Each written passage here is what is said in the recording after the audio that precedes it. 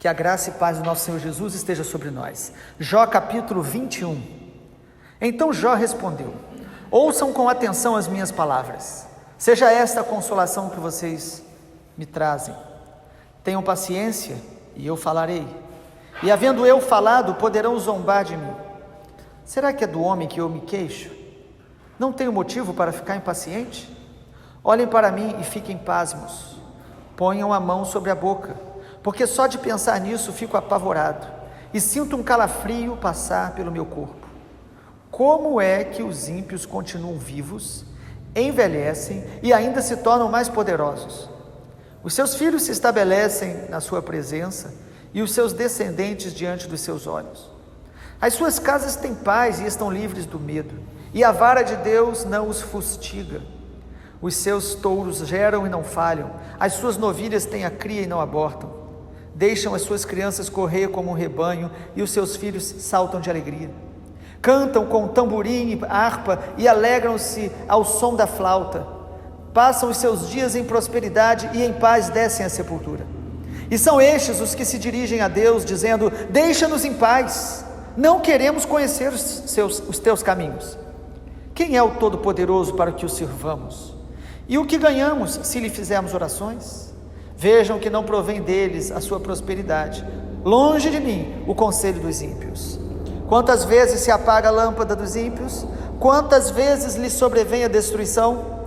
Quantas vezes Deus na sua ira os faz sofrer? Quantas vezes são como a palha diante do vento e como a poeira que é levada pela tempestade?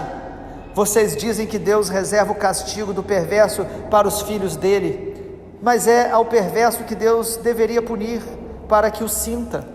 Seus próprios olhos devem ver a sua ruína, que ele beba do furor do Todo-Poderoso, porque depois de morto e acabada a contagem dos seus meses, que interessa a ele a sua casa? Será que alguém pode ensinar algo a Deus e a ele que julga os que estão nos céus? Um morre em pleno vigor, despreocupado e tranquilo, com os seus baldes cheios de leite e os ossos repletos de tutano. Outro, ao contrário, morre com o coração cheio de amargura, não havendo provado bem. Juntamente jazem no pó, onde os vermes os cobrem. Eis que eu conheço os pensamentos de vocês, e os planos injustos que fazem para me prejudicar. Porque vocês perguntam: onde está agora a casa do príncipe? E onde ficou a tenda em que moravam os ímpios? Será que vocês nunca interrogaram os que viajam? E não levaram em conta as suas declarações, que o mal é poupado no dia da calamidade e é socorrido no dia do furor? Quem lhe jogará na cara o que ele fez? Quem o fará pagar pelo que fez? Finalmente é levado à sepultura, e sobre o seu túmulo se faz vigilância. A terra do vale que cobre é leve, todos os homens o seguem, assim como são inumeráveis os que foram adiante dele. Como então vocês querem me consolar com palavras vazias? Nas respostas de vocês só há falsidade. Mais uma palavra de Jó em resposta às acusações dos seus amigos. No capítulo 21, Jó começa dizendo que se eles escutassem melhor, eles consolariam mais o coração de Jó. É o que ele fala no versículo 2. Ouçam com atenção as minhas palavras, e seja essa a consolação que vocês me trazem. Certamente, irmãos, às vezes nós consolamos mais ouvindo do que falando muito, do que acusando, do que tentando de alguma forma explicar a dor que as pessoas estão enfrentando. Nós precisamos ter ouvidos mais calmos, mais mansos, mais prudentes, quando a gente ouve alguém em dor e sofrimento. Mas o que Jó responde aos seus amigos aqui não é uma verdade absoluta. O que Jó responde diante dessas novas acusações de que ele era um ímpio, de que ele não conhecia Deus e por isso ele estava sofrendo, Jó, ele vai falar sobre as aparentes contradições da vida. Basta a gente observar um pouco a vida e vamos ver que aparentemente há uma contradição muito grande. Há pessoas boas, sinceras, que buscam a Deus, que oram, que procuram fazer o bem, e ficam doentes, e sofrem, e a calamidade atinge de alguma forma a sua vida, a sua família.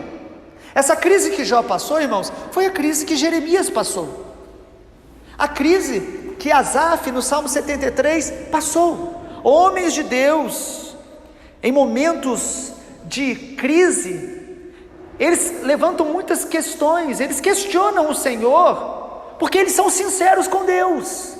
Eles não questionam Deus de alguma forma querendo abandonar Deus ou culpar Deus, mas eles colocam diante de Deus esta aparente contradição da vida. Homens de Deus fazem isso, mas eles fazem com temor, com tremor. Eles fazem de alguma forma esperando compreender esse grande mistério. E no capítulo 21 então, Jó vai falar que os ímpios é que deveriam estar sendo castigados, experimentando juízo, e não estão. Versículo número 7, como é que os ímpios continuam vivos, envelhecem e ainda se tornam mais poderosos? É como se ele estivesse dizendo, se tem alguém que tinha que estar doente, e que tinha que morrer mais cedo, são os ímpios. É como se ele estivesse também dizendo, eu não sou ímpio, eu tenho o temor de Deus, eu busco a Deus, e por que está acontecendo coisas tão terríveis como esta?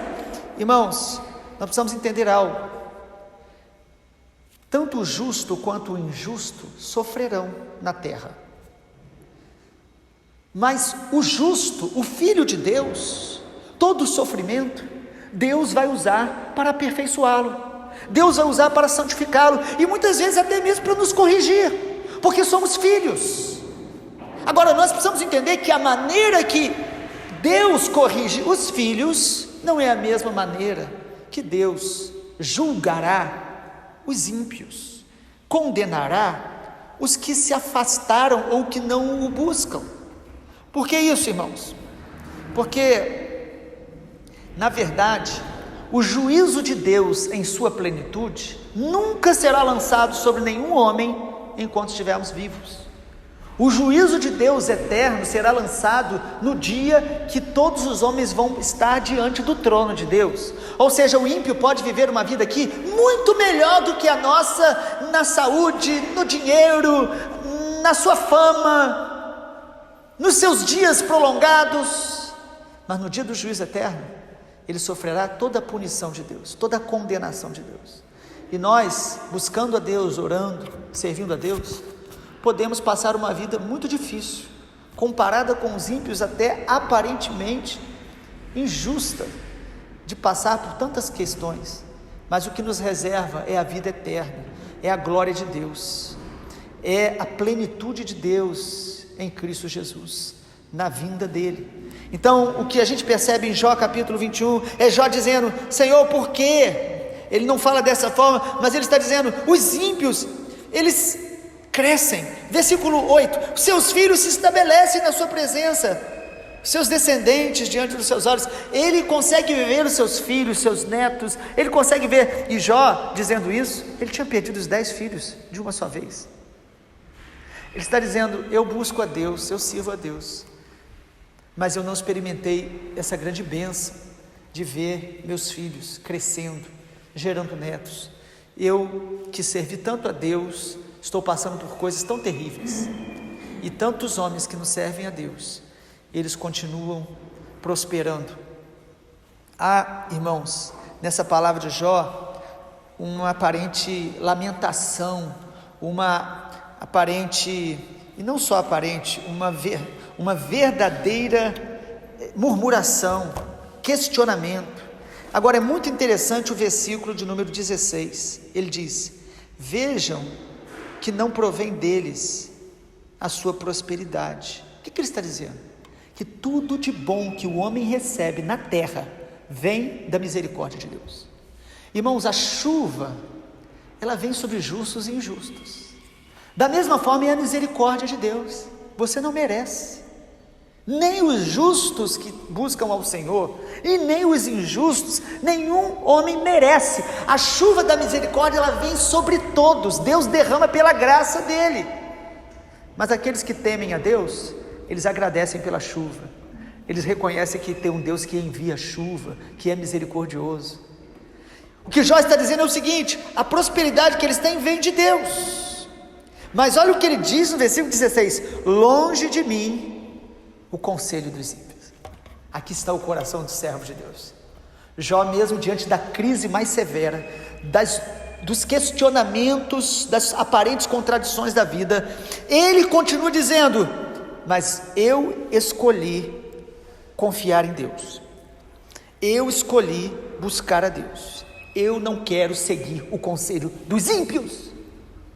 O grande problema nosso é quando a gente vê o ímpio com prosperidade, saúde e bem-estar, nós começamos a achar que não vale tanto a pena ser justo, que nós devemos seguir os conselhos dos ímpios, viver como eles, já que servir a Deus não me deu riqueza, não me deu saúde, não me deu o que tantas pessoas têm, então para que continuar servindo a Deus? Quem fala isso é porque está perdendo a característica de filho. Os filhos, eles podem questionar o Senhor, mas eles vão continuar afirmando que vale a pena andar com Deus, seguir o conselho de Deus e não o conselho dos ímpios, e não viver longe do Senhor, mesmo com as nossas aflições, mesmo com as nossas dificuldades, mesmo com frustrações, mesmo se Deus permitir calamidades nos atingindo. Quando há uma enfermidade como hoje, tocando todas as nações, algumas pessoas pensam que aquele que for fiel a Deus, de alguma maneira, não vai passar por isso. Isso é um grande engano, porque o juízo de Deus que vem sobre as nações, nos atinge, porque nós estamos entre os homens, num mundo imperfeito, com um corpo sujeito às enfermidades. Mas sabe qual a diferença?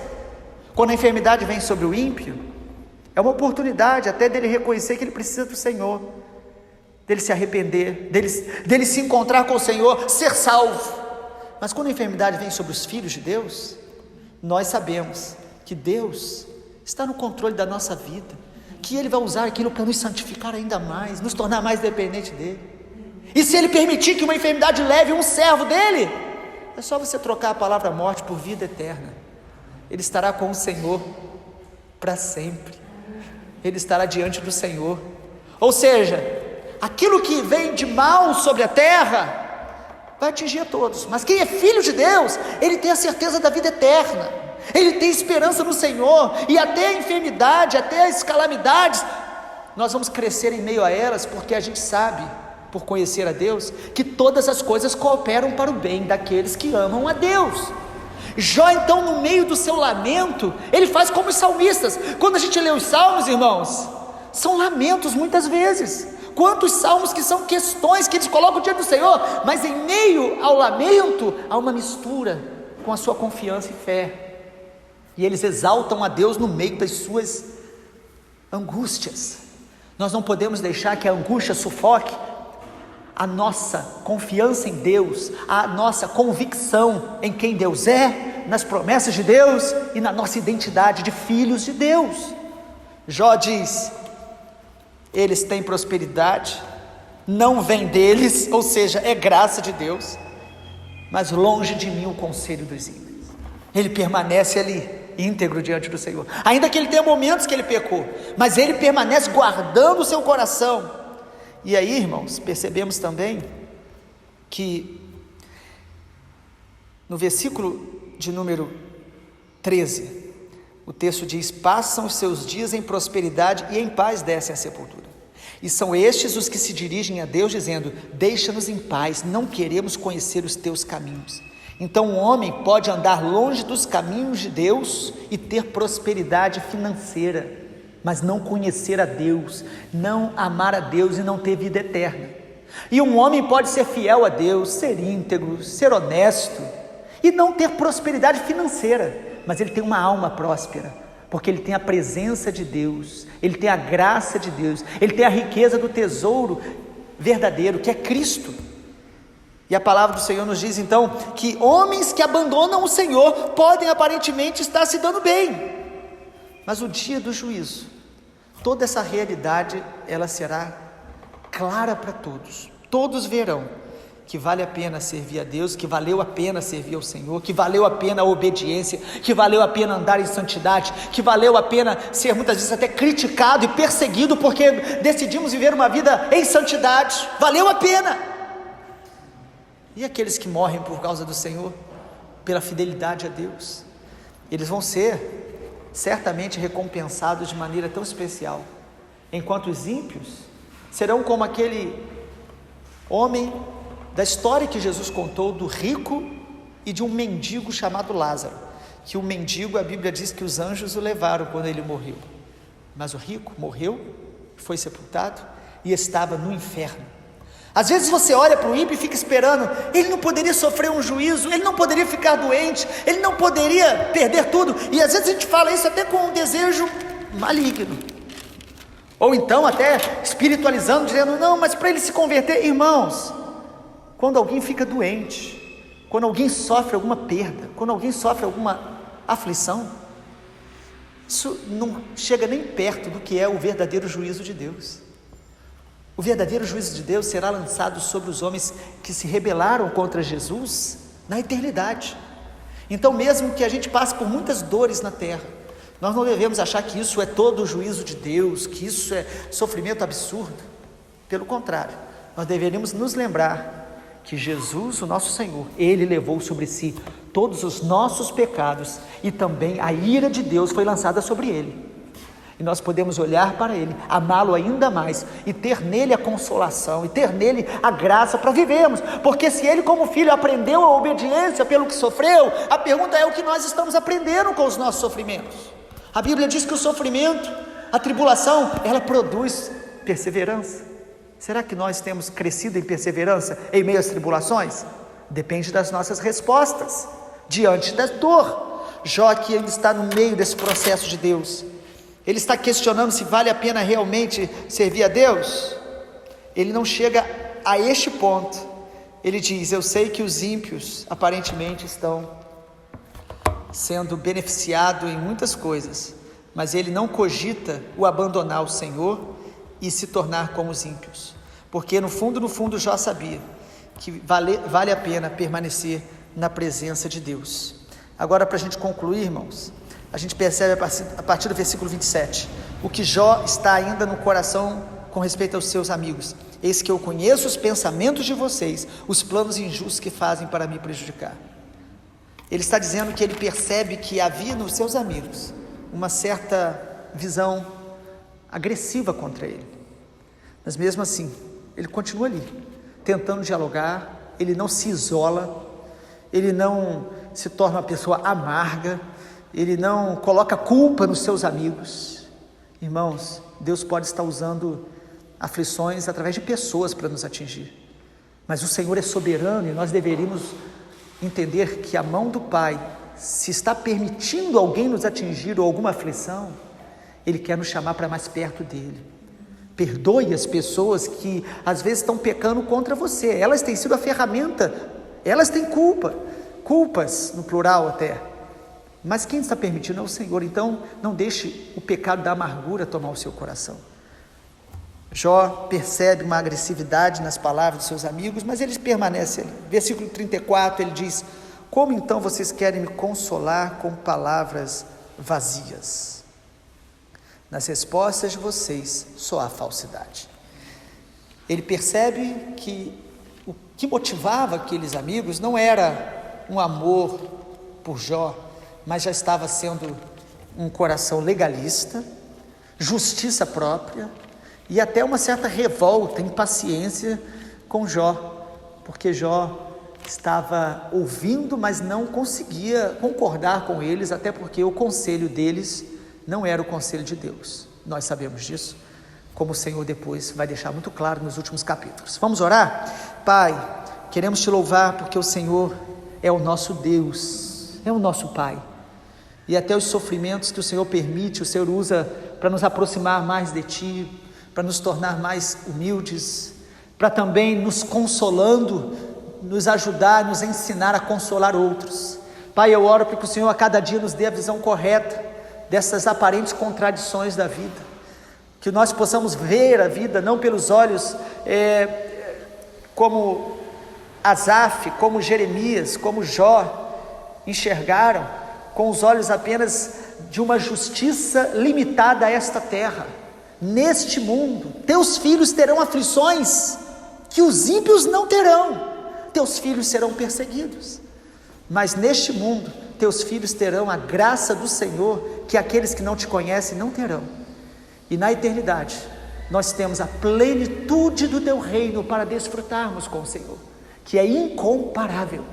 Que os tesouros do Egito, que as luzes da Babilônia não venham a nos confundir na hora da nossa dor, que nós possamos continuar olhando para o Senhor e almejando a nova Jerusalém na tua presença. Nós oramos assim no nome do Senhor Jesus. Amém, Senhor. Amém.